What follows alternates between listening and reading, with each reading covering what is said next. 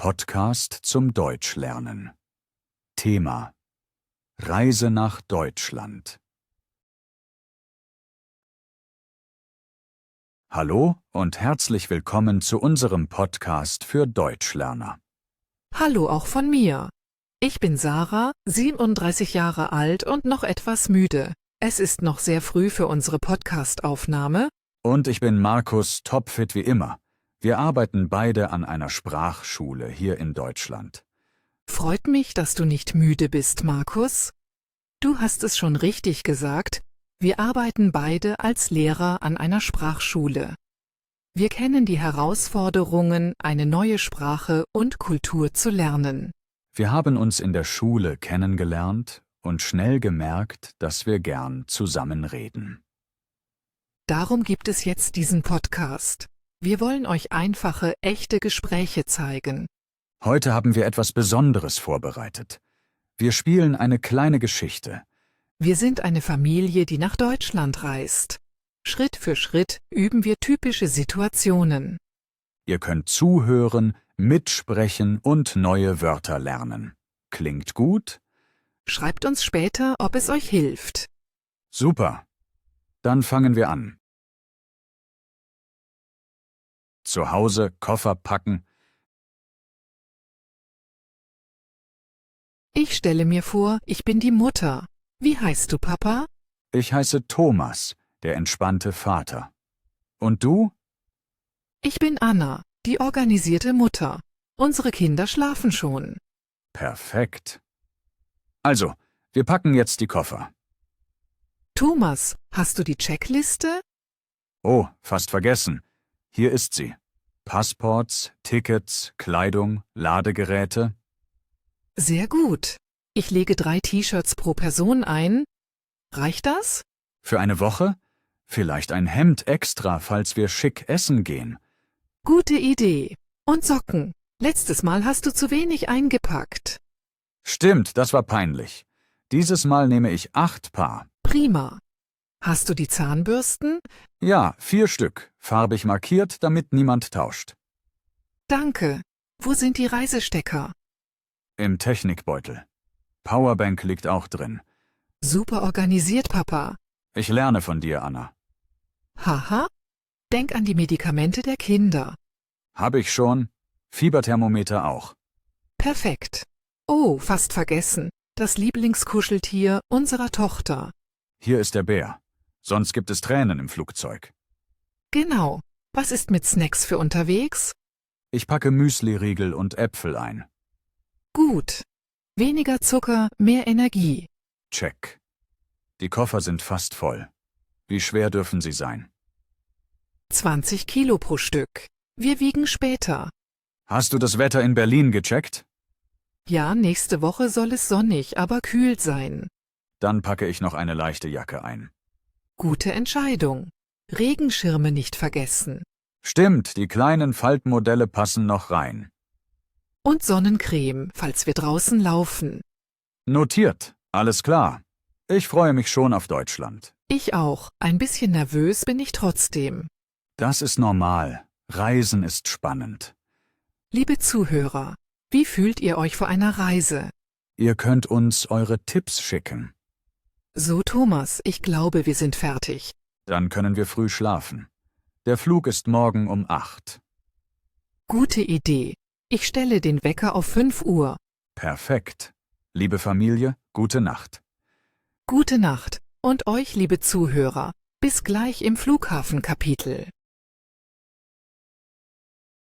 Am Flughafen. Einchecken und Sicherheit. Guten Morgen, Anna. Es ist erst 6 Uhr, aber der Flughafen ist schon voll. Guten Morgen, Thomas. Die Kinder sind noch müde, aber sie freuen sich. Ja, ich habe sie gerade auf den Koffern sitzen lassen. Das ist bequem. Gut. Erstes Ziel. Schalter A18 zum Einchecken. Ich habe die Tickets auf dem Handy. Hoffentlich reicht der Akku. Zur Sicherheit habe ich Ausdrucke dabei. Papier ist manchmal besser. Stimmt. Okay, wir stellen uns an. Die Reihe ist lang. Die Lautsprecher klingen laut. Flug XY nach Berlin, Schalter A18. Passt? Jetzt sind wir dran. Ich lächle die Dame an und sage, »Guten Morgen.« Sie antwortet freundlich. Ich reiche unsere Pässe. Die Kinder winken. »Haben Sie Gepäck zum Aufgeben?« fragt sie. Ich sage, »Ja, 2 Koffer.« Ich stelle den ersten Koffer auf die Waage. 14 Kilo, alles gut. Der zweite zeigt 22 Kilo. Oh je, 2 Kilo zu viel. Die Dame lächelt. Kein Problem, nehmen Sie etwas heraus. Ich öffne den Koffer schnell. Vor allen Leuten, peinlich. Ich ziehe die schweren Schuhe heraus und stopfe sie in den Rucksack. Jetzt zeigt die Waage genau 20 Kilo. Puh, geschafft. Die Dame klebt Etiketten an die Koffer und gibt die Bordkarten. Fensterplatz für die Kinder, super, sage ich begeistert. Die Kinder jubeln kurz, dann gähnen sie wieder. Die Dame wünscht uns einen guten Flug. Wir sagen Danke und gehen weiter. Nächster Schritt: Sicherheitskontrolle. Ich bin immer ein bisschen nervös. Ich auch. Aber einfach ruhig bleiben. Alles ist Routine. Die Schlange bewegt sich langsam. Ich erkläre den Kindern die Regeln. Keine Flüssigkeiten über 100 Milliliter. Gürtel aus, Laptop extra. Sie nicken tapfer. Unser Sohn fragt, warum dürfen Flaschen nicht durch? Ich antworte leise. Sicherheit, mein Schatz. Regeln helfen uns allen. Jetzt sind wir dran. Ich lege Handy, Uhr und Gürtel in die Box. Die Kinder legen ihre kleinen Rucksäcke dazu. Alles ordentlich. Ich gehe durch den Scanner. Piept nichts, sehr schön. Bei mir piept es natürlich. Der Beamte bittet mich zur Seite. Ich sehe dein Gesicht. Du rollst die Augen, aber bleibst freundlich. Er tastet die Hosentaschen. Ich hatte noch Kleingeld vergessen. Nach 10 Sekunden ist alles gut. Wir dürfen weiter. Ich atme tief durch. Jetzt haben wir Zeit für einen Kaffee. Gute Idee, aber erst suchen wir unser Gate. B12, richtig? Ja, auf der Anzeige steht Boarding in 45 Minuten. Perfekt. Das reicht für Kaffee und vielleicht ein kleines Brötchen. Wir setzen uns an einen Tisch. Die Kinder bekommen Kakao. Ich bestelle auf Englisch, aber übe Deutsch mit der Kellnerin. 2 Kaffee bitte. Die Kellnerin antwortet, Milch und Zucker? Ich sage, ja, beides. Das ist schon kleine Sprachpraxis vor dem Flug. Stimmt. Liebe Zuhörer, nutzt jede Chance, Deutsch zu sprechen. Egal wo. Schreibt uns, welche Sätze ihr am Flughafen verwendet habt. So, Kaffee ist leer. Wir müssen bald zum Gate laufen. Die Kinder sammeln die restlichen Servietten als Spielgeld. Lustig. Wir nehmen den Rucksack, kontrollieren nochmal die Pässe. Alles da. Los geht's durch den langen Gang zu B12. Ich sehe schon viele Leute dort warten. Boarding soll gleich starten. Wir stellen uns hinten an. Ich atme nochmal tief ein. Aufregung steigt. Bald sitzen wir im Flugzeug nach Deutschland. Ich freue mich, aber ich habe immer ein kleines Bauchkribbeln. Das gehört dazu. Reisen ohne Kribbeln wäre langweilig. Stimmt völlig. Noch 10 Minuten, dann geht die Tür auf.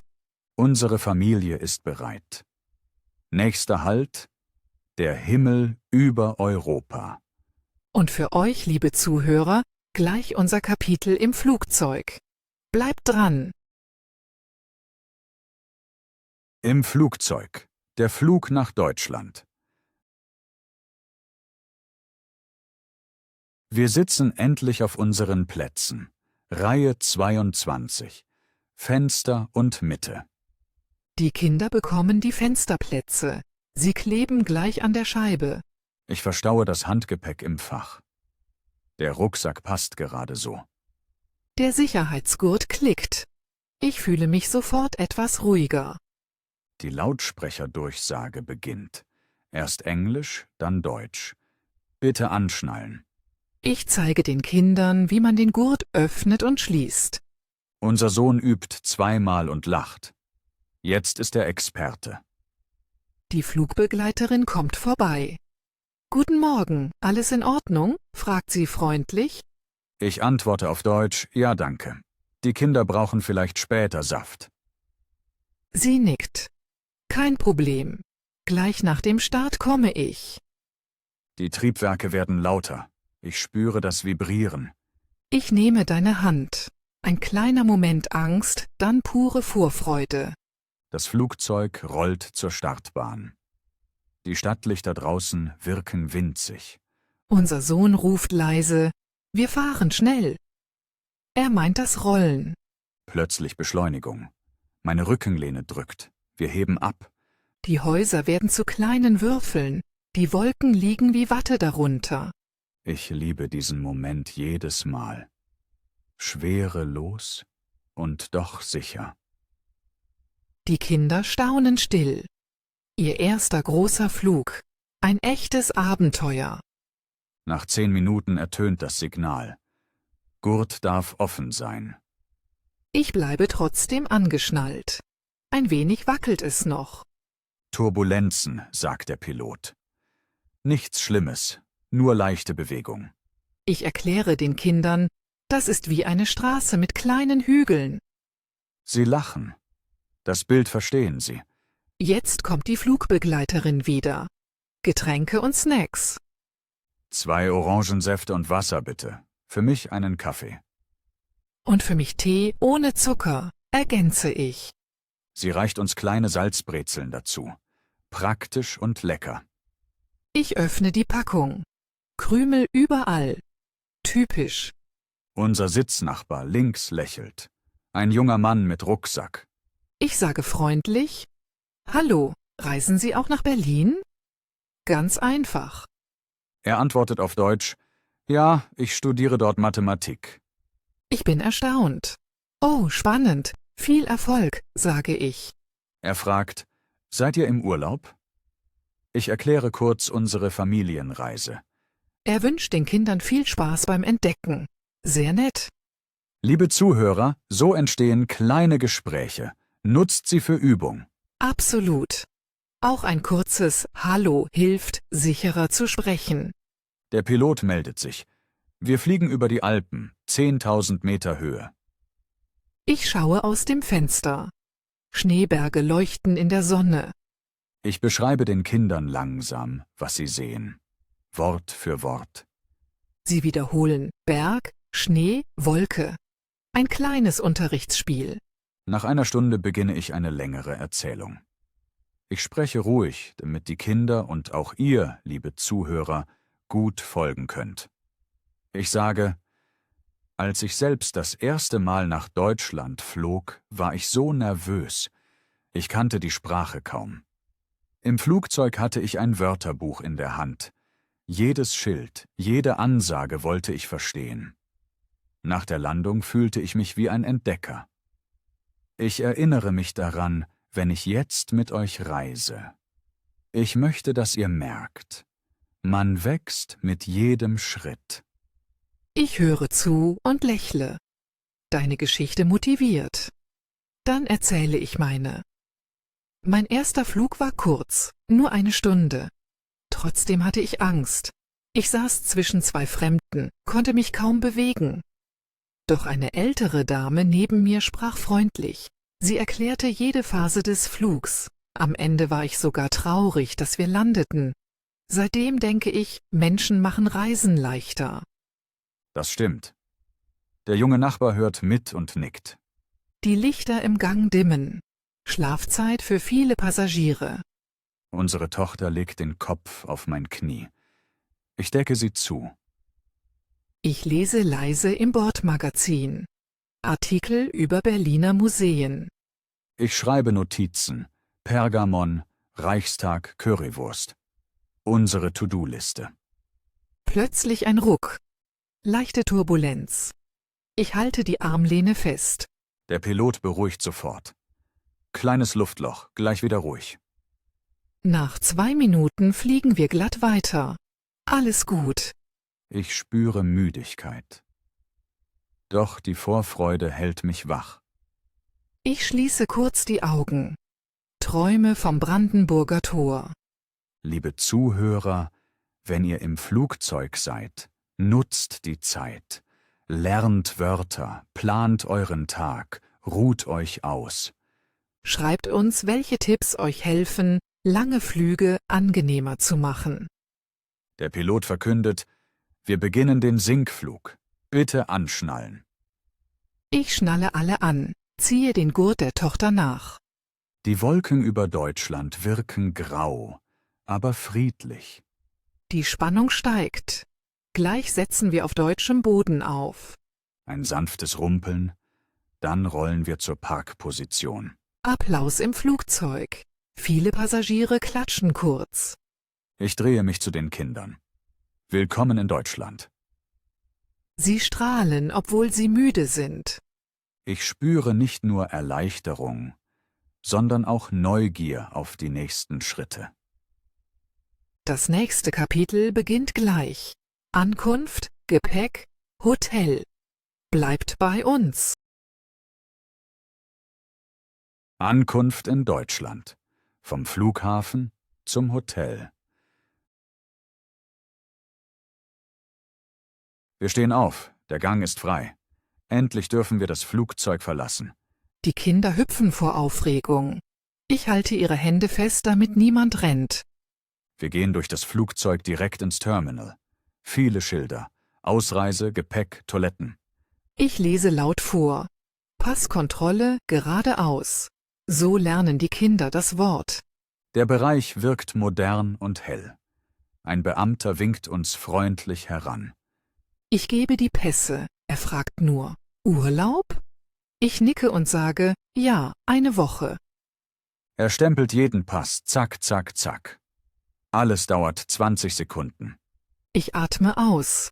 Erste Hürde geschafft. Der Weg zum Gepäckband ist kurz. Band 6 leuchtet Berlin blau.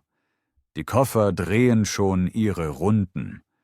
Unser großer roter Koffer kommt zuerst. Perfektes Timing. Der zweite lässt sich Zeit. Ich nutze die Pause für einen kleinen Monolog. Liebe Kinder, achtet immer auf die Nummer am Band. Und prüft das Namensschild, sonst nimmt man den falschen Koffer. Die Tochter nickt ernst. Dann erscheint der blaue Koffer. Wir sind komplett. Ich hebe die Koffer herunter, stelle sie auf den Wagen. Nächster Schritt.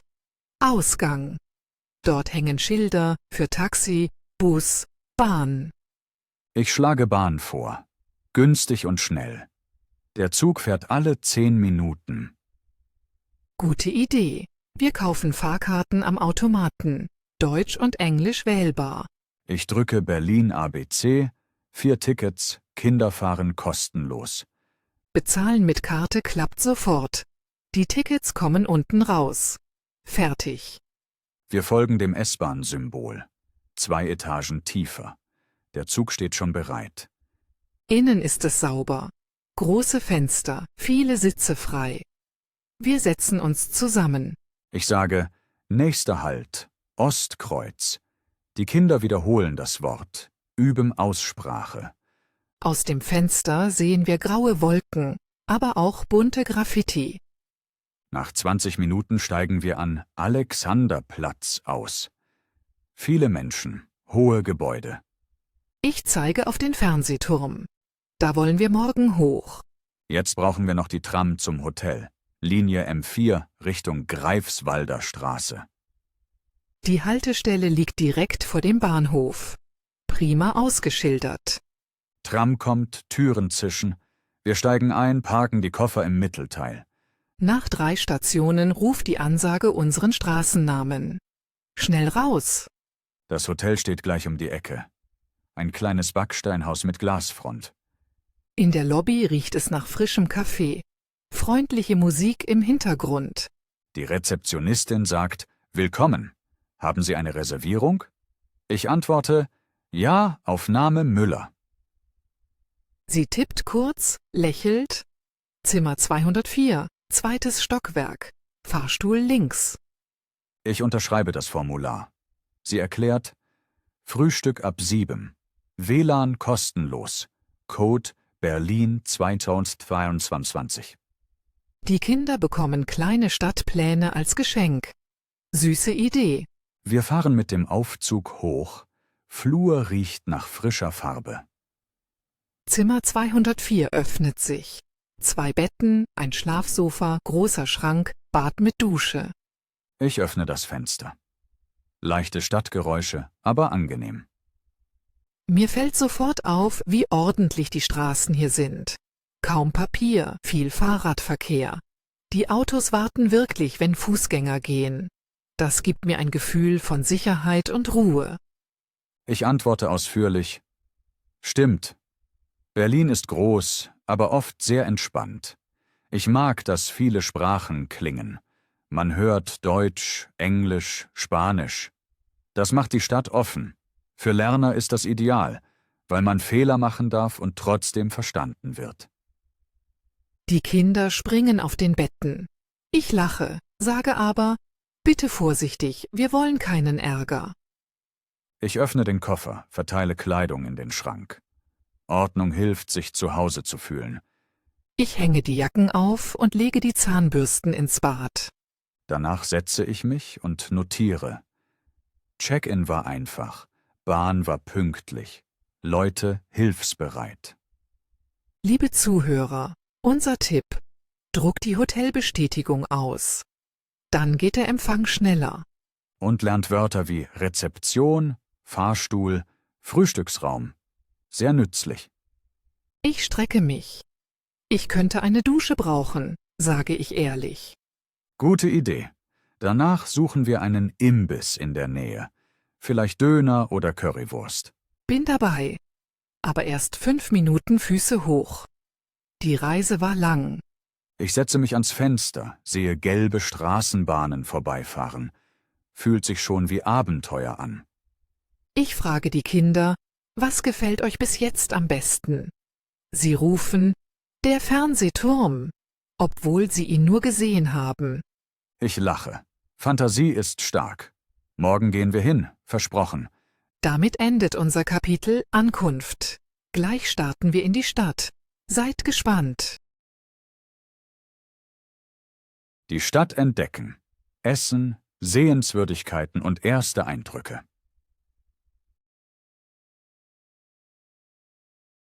Guten Morgen, Familie. Ausgeschlafen? Ja, danke. Die Dusche hat Wunder gewirkt. Bereit für Abenteuer? Absolut. Erster Punkt. Frühstück im Hotel. Ich sehe Brötchen, Käse, Obst. Ich nehme ein Vollkornbrötchen mit Marmelade. Die Kinder wählen Cornflakes. Ich sage zur Kellnerin: Könnten wir bitte 2 gekochte Eier bekommen? Sie nickt freundlich. Beim Essen planen wir den Tag. Fernsehturm, Museumsinsel, danach Mittag. Klingt gut. Wir starten zu Fuß Richtung Alexanderplatz. 10 Minuten laufen. Die Luft ist frisch, ein leichter Wind. Viele Leute fahren Fahrrad. Am Platz kaufen wir Tickets für den Fernsehturm. 20 € pro Erwachsener.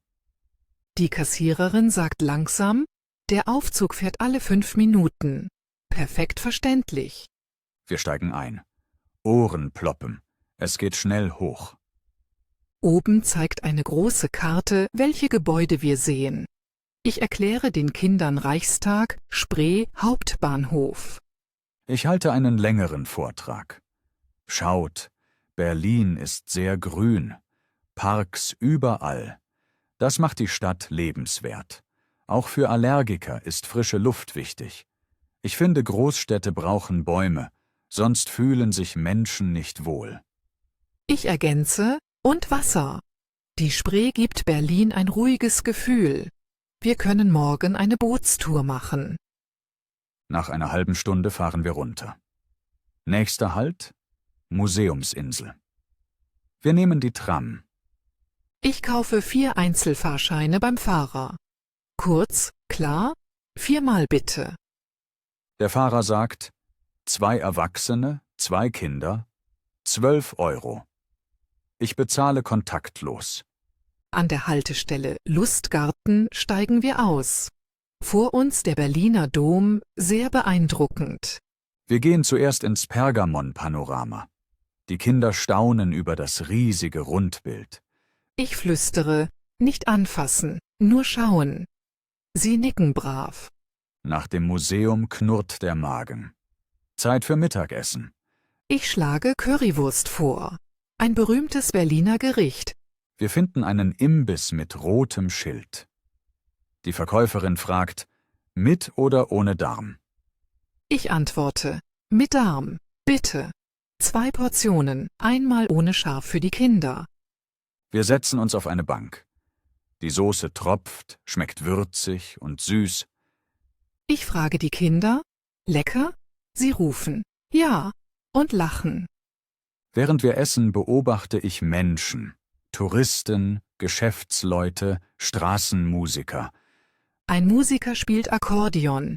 Die Melodie klingt fröhlich. Ich gebe ihm 2 Euro. Er bedankt sich und sagt, einen schönen Tag noch. Gutes Beispiel für höfliche Worte. Jetzt wollen die Kinder Souvenirs. Wir gehen in einen kleinen Laden. Der Verkäufer zeigt Magnete, Tassen, Postkarten. Ich sage, wir kaufen einen Magneten mit Brandenburger Tor. Die Tochter findet einen Stoffbären in Berliner Polizeiuniform. Süß, aber teuer. Ich verhandle freundlich. Gibt es Rabatt? Der Verkäufer lacht. Heute nicht.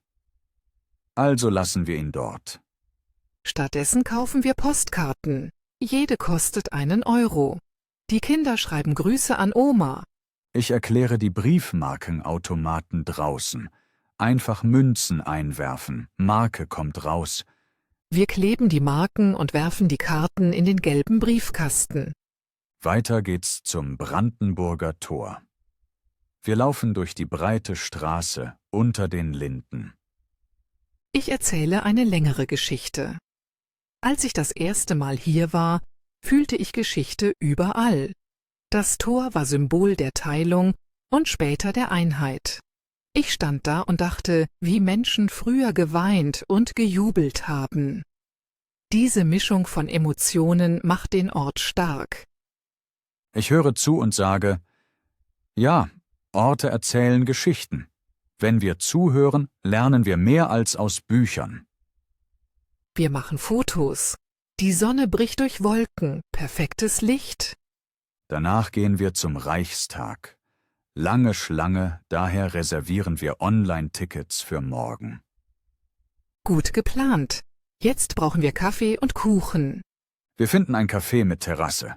Ich bestelle einen Cappuccino und ein Stück Apfelkuchen, bitte. Für mich einen Kräutertee und Käsekuchen, sage ich. Die Bedienung bringt alles schnell. Der Käsekuchen sieht cremig aus. Ich koste und sage, wow, so leicht und frisch. Du probierst auch. Ich nicke begeistert. Ich frage die Bedienung nach dem Rezept. Sie lacht. Familiengeheimnis. Draußen fährt eine alte Tram vorbei, knarrt charmant. Ich notiere das Geräusch in meinem Reisetagebuch. Liebe Zuhörer, wenn ihr in einem Café seid, übt einfache Sätze. Zahlen bitte, stimmt so, sehr lecker. Schreibt uns, welches deutsches Essen ihr probieren möchtet. Es wird später Nachmittag. Die Kinder werden müde. Zeit zurück zum Hotel zu fahren. Wir nehmen die U-Bahn Linie U2 bis Rosa-Luxemburg-Platz. 4 Stationen. Im Zug liest eine Frau laut ein Kinderbuch. Unsere Tochter hört fasziniert zu. Ich flüstere, vielleicht besuchen wir morgen eine Bibliothek. Gute Idee. Am Hotel angekommen, steigen wir aus, kaufen noch Wasser im Kiosk. Der Verkäufer grüßt. Na, auch durstig? Typisch Berliner Humor. Ich lache. Sehr. 2 große Flaschen bitte. Im Zimmer werfen wir die Jacken ab. Füße hoch, alle seufzen zufrieden. Ich fasse den Tag kurz zusammen. Fernsehturm, Museumsinsel, Currywurst, Brandenburger Tor, Café. Ein voller Tag. Ich stimme zu. Und keine großen Pannen, nur viel Laufen. Die Kinder schlafen fast ein. Wir planen leise den nächsten Tag. Reichstag, Zoo, Bootstour. Ich bin gespannt, was wir noch entdecken. Berlin hat viele Facetten. Definitiv. Liebe Zuhörer, bleibt dran. Bald kommt unser Fazit und Tipps. Fazit und Abschied. Zusammenfassung und Ausklang. Anna, ich glaube, das war ein schöner letzter Eindruck unseres Tages. Finde ich auch, Thomas. Soll ich alles kurz zusammenfassen? Sehr gern, dann haben unsere Zuhörer einen klaren Überblick. Also, hier kommt die Zusammenfassung. Heute Morgen starteten wir im Hotel mit einem einfachen, aber leckeren Frühstück. Danach spazierten wir zum Alexanderplatz und fuhren flott mit dem Aufzug auf den Fernsehturm. Von dort oben bestaunten wir die ganze Stadt und lernten neue Wörter wie Park, Fluss und Turm. Später ging es mit der Tram zur Museumsinsel. Wir sahen das Pergamon-Panorama und erklärten den Kindern, dass Kunst und Geschichte spannend sein können. Mit knurrenden Mägen steuerten wir dann einen Currywurststand an. Dort übten wir kurze Bestellungen, lernten den Satz mit oder ohne Darm und genossen typisch deutsches Fastfood. Anschließend kauften wir Souvenirs, verglichen Preise und schrieben Postkarten an die Familie. Weiter liefen wir unter den Linden entlang, standen ehrfürchtig vor dem Brandenburger Tor und fühlten die Geschichte Berlins. Im Café stärkten wir uns mit Apfel- und Käsekuchen, übten Sätze wie »stimmt, so und sehr lecker«. Am späten Nachmittag brachte uns die U-Bahn zurück ins Hotel, wo wir müde, aber glücklich aufs Bett fielen. Unsere wichtigsten Lernpunkte heute waren alltägliche Höflichkeit, einfache Bestellungen, Fahrkarten kaufen, Wegbeschreibungen verstehen und offen bleiben für kleine Gespräche unterwegs. Wenn ihr diese kleinen Schritte übt, wird eure Reise leichter und eure Sprache sicherer. Vergesst nicht, Fehler sind normal, Hauptsache, ihr sprecht mutig weiter. Danke, Thomas, das war klar und hilfreich. Ich bin stolz, wie viel wir erlebt und gelernt haben. Ich auch. Und ich freue mich, dass wir alles mit unseren Zuhörern teilen konnten. Liebe Zuhörer, es war wirklich schön, euch heute dabei zu haben. Euer Interesse motiviert uns jedes Mal aufs Neue. Wenn ihr Fragen habt oder eigene Tipps, schreibt uns gern. Wir lesen alles und nehmen eure Ideen mit in die nächsten Gespräche. Mir hat besonders gefallen, wie lebendig die Stadt klingt und riecht. Mein Highlight war der Blick vom Turm. Einfach atemberaubend. Und die Currywurst. Die Soße werde ich nicht vergessen. Haha, stimmt. Essen verbindet immer. So, langsam ist es Zeit, gute Nacht zu sagen. Oder guten Tag, je nachdem, wann ihr zuhört. Wir danken euch herzlich fürs Einschalten und dranbleiben. Schön, dass ihr mit uns Deutsch geübt habt. Ich freue mich schon auf unser nächstes Gespräch. Bis dahin. Bleibt neugierig, bleibt mutig und bleibt in Sprache unterwegs. Tschüss und passt auf euch auf. Auf Wiederhören und bis bald.